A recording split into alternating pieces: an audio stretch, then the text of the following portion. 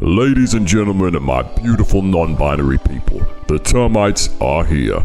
I know they're so small that both they themselves and their movements are pretty hard to see, but they're here. Like for real, when I put them in the incubator and my eyes couldn't register their movements from afar, I was just like, did they just die or something?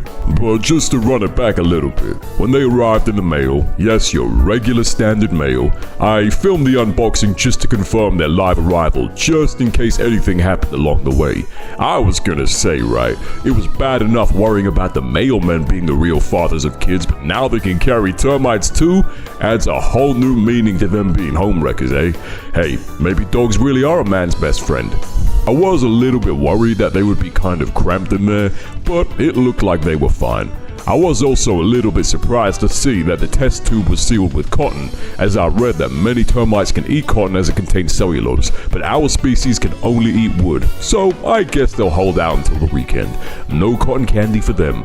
By the way, here's the door to the temperature-controlled insect room, formerly known as the bee room, and damn, the whole thing just looks like the vault from Gringotts at this point. When Monday came, we relocated them to a bigger enclosure and found a thermal microscope to measure their heat emittance. In the previous episode, I mentioned using Termites formosanus, a subterranean or underground species from the lush forests of southern China, but the retailer couldn't get a hold of them at this time, so instead, we used Termites flavicollis, or K. flavicollis for short, a drywood or wood-dwelling species from the golden coasts of the Mediterranean, and expectedly, the two are pretty damn different.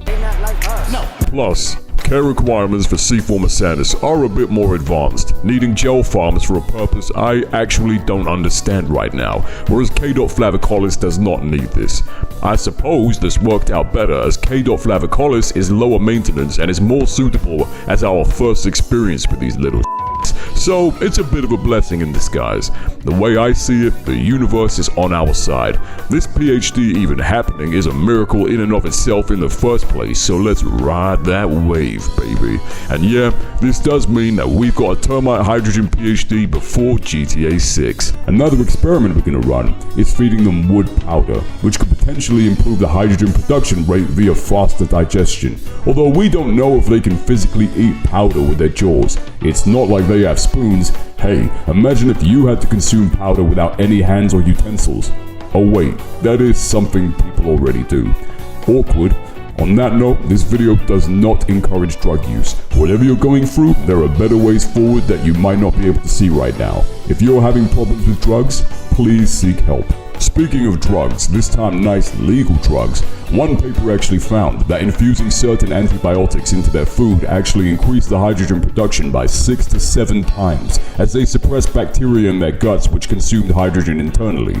These lucky termites are being fed, being given free medicine, and protected from predators such as ants, anteaters, and gorillas, in exchange for hydrogen energy which they don't use anyway, nutrient-rich soil that they produce rapidly anyway, and their eggs and offspring that hopefully they're not gonna miss too much, although we don't know just how territorial over their eggs they may get, so we'll just have to find out.